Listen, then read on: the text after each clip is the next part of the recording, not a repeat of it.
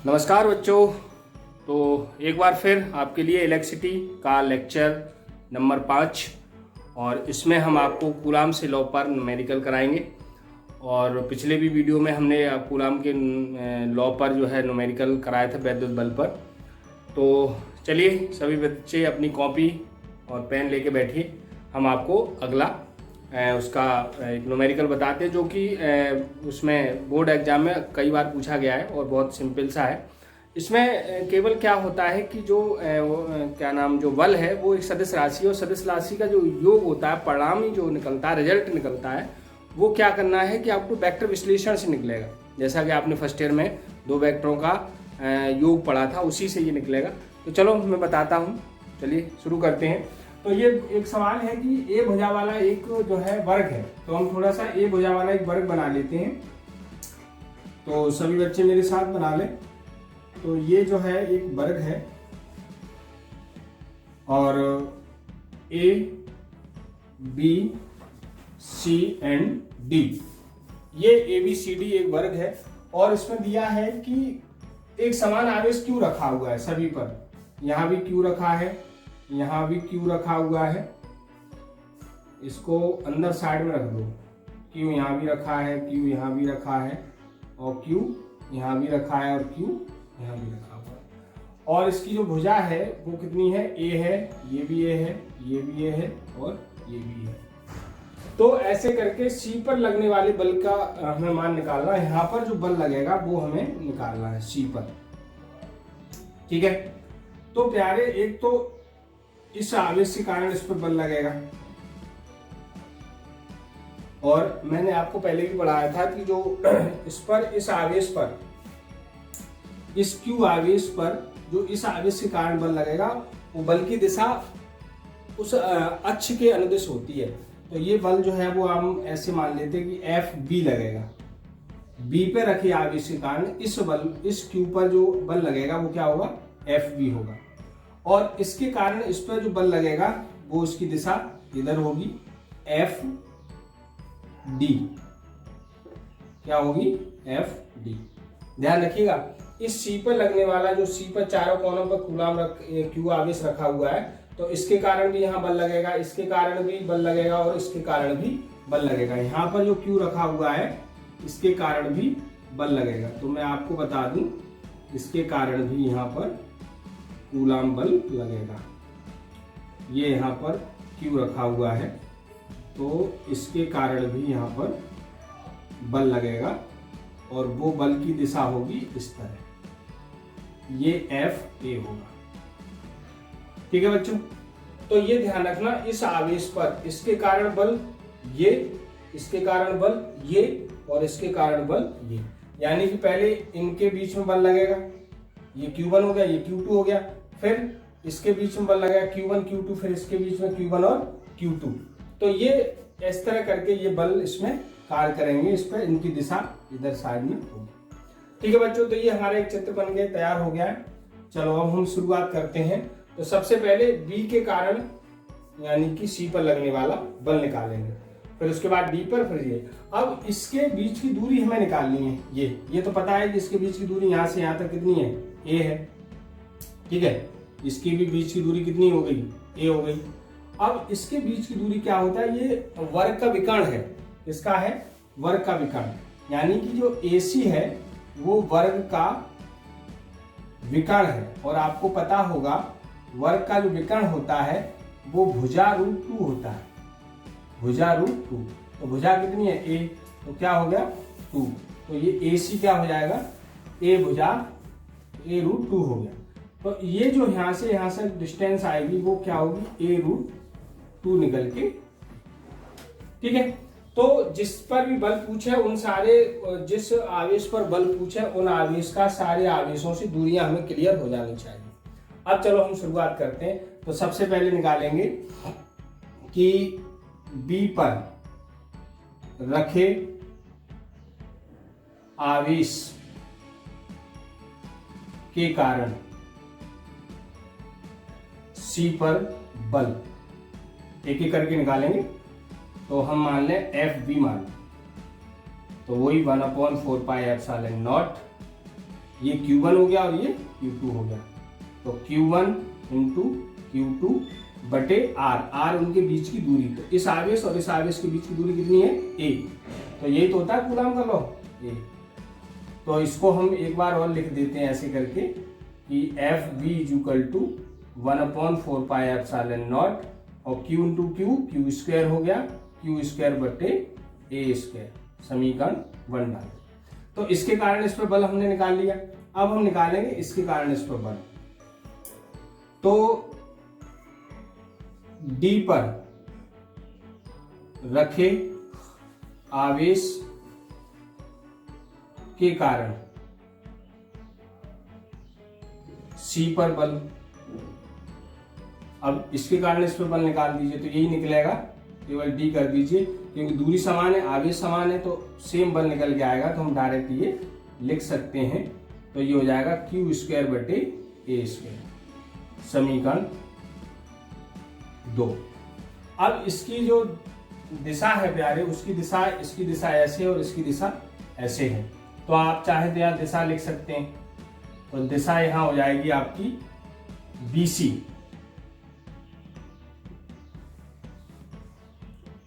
BC की ओर, और यहां हो जाएगी आपकी दिशा DC दिशा में। ठीक है भाई। तो अब पहले हम इन दोनों का, अब इन दोनों का परिणामी निकालते हैं। तो हम क्या करेंगे कि FB व FD का परिणामी निकालें, क्योंकि इन दोनों का भी तो परिणामी कितना हो गया, इन दोनों का टोटल। तो का परिणामी बल। तो मैं आपको बता दूं, आपने समांतर चतुर्भुज पढ़ा होगा, एक सूत्र होता है, वो आपने पढ़ा हो, R equal to under root A square plus B square plus 2AB। First year में पढ़ा होगा आपने, AB cos थीटा। ये दो सदिश राशियों का परिणामी जोड़ होता है समांतर चतुर्भुज। तो आपने कभी पढ़ा हो तो उसमें फर्स्ट ईयर में इस तरह हम समांतर चतुर्भुज बनाते थे ऐसे करके, और यहाँ से उसका रिजल्ट जाता था। तो ये आपको ध्यान आ रहा होगा।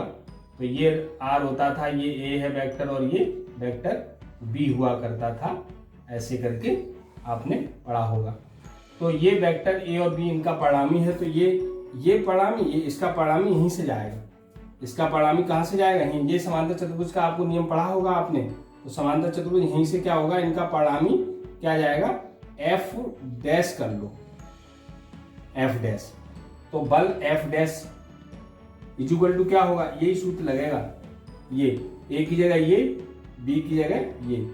तो FB का वर्ग प्लस FD का वर्ग प्लस 2FA और FB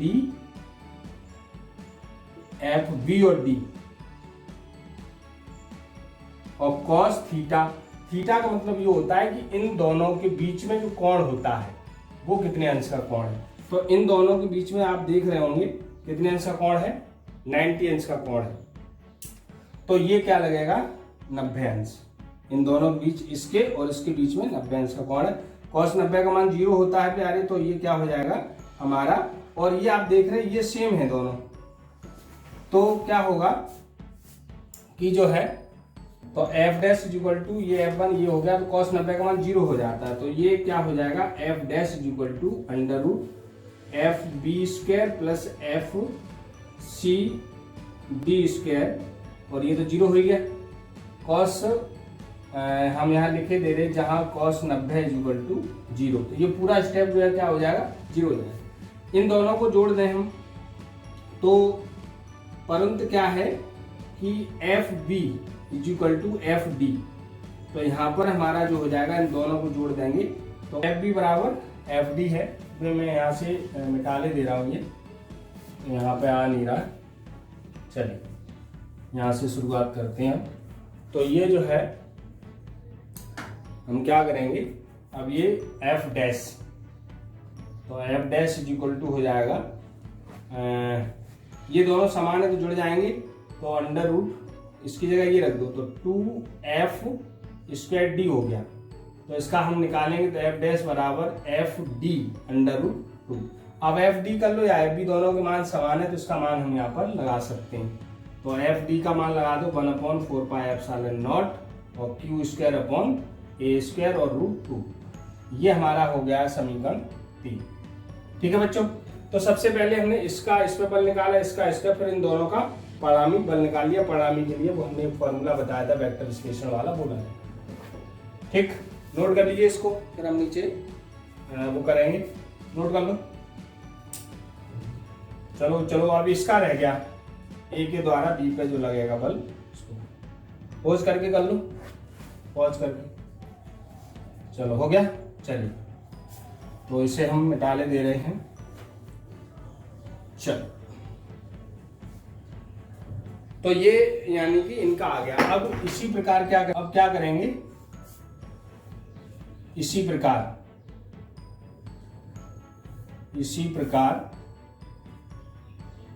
ए पर रखे आवेश के कारण सी पर बल, तो ये एफ ए निकाल लो 1/4πε0 Q इंटू क्यू, ये Q1 ये Q2, बीच की दूरी ये है, तो बीच की दूरी हो गई a√2 का वर्ग, ए स्क्वायर आर स्क्वायर होता है, तो F A is equal to 1/4πε0 q square बटे ये ए स्क्वायर 2a स्क्वायर हो गया।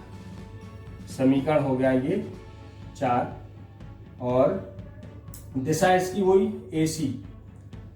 AC दिशा में।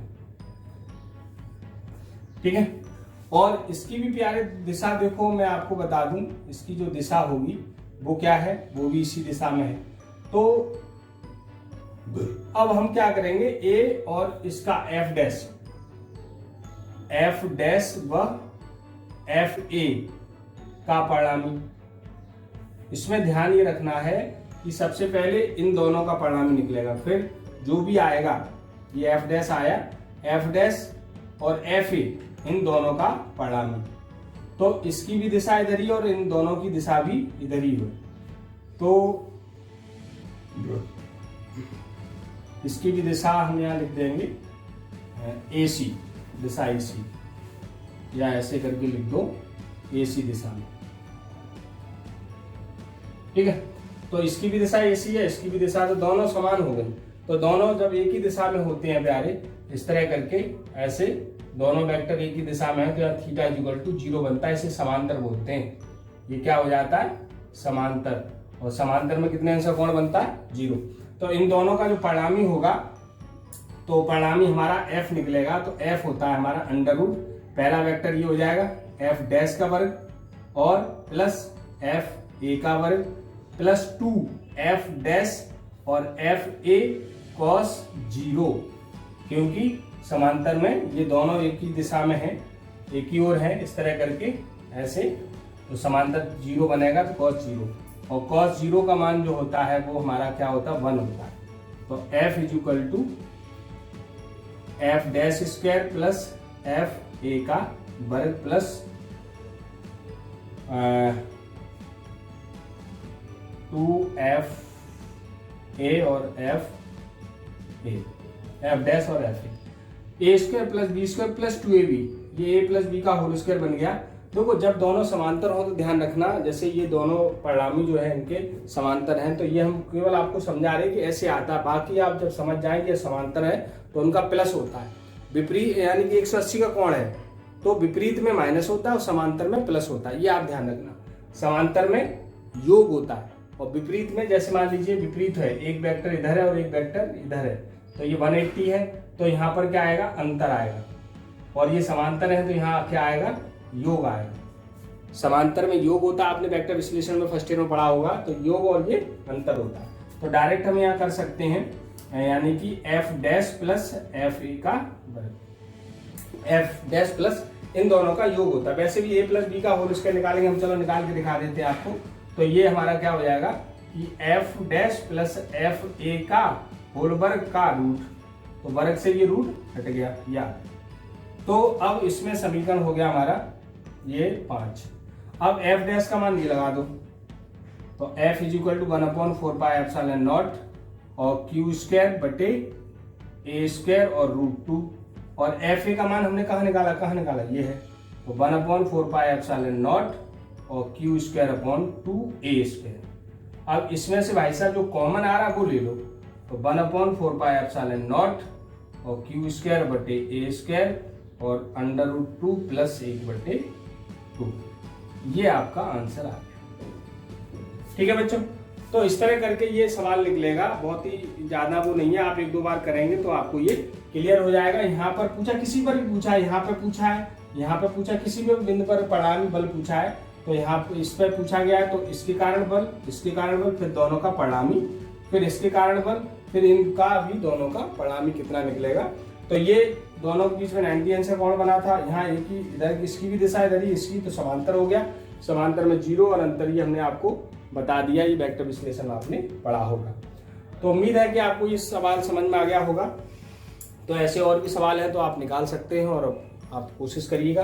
बिल्कुल इसमें वेक्टर विश्लेषण यही सदिश राशियों का जो आपने पढ़ा था समांतर चतुर्भुज में, तो योग r² √a² + b² + 2ab cos θ, उसी से वेक्टर राशियां, जितनी भी सदस्य राशियां होती हैं उनका जो योग निकलता है वो उसी वाले फॉर्मूले से निकलता है। तो जो सदस्य राशियों का योग होता है उनका बीजगणितीय योग होता है, लेकिन सदस्य राशि जैसे बल है, वैद्युतक्षेत्रीय तीव्रता है, ये जितने भी हैं सदस्य राशियां, उनका सबका जो योग निकलेगा वो उसी वाले फॉर्मूले से निकलेगा, r √a² + b² + 2ab cos θ, जो वेक्टर में होता है। ठीक है बच्चों, उनके बीच का जिनका भी है, तो जैसे इनका परिणामी तो इनके बीच का कोण, इनका दोनों का परिणामी इन दोनों के बीच का कोण, इस तरह हो समांतर तो ये कोण बनता है, विपरीत हो तो 180, और इस तरह हो, ये तो आप जानते ही हैं, ऐसे करके हो ये, तो इनके बीच में 90 अंश का कोण होता है। ठीक है बच्चों, तो ये जो है आप लोग नोट कर लीजिए और ऐसे सवाल कर लीजिए। ठीक है, अगली वीडियो में, तब तक के लिए पढ़ते रहिए और ओके, बेस्ट ऑफ।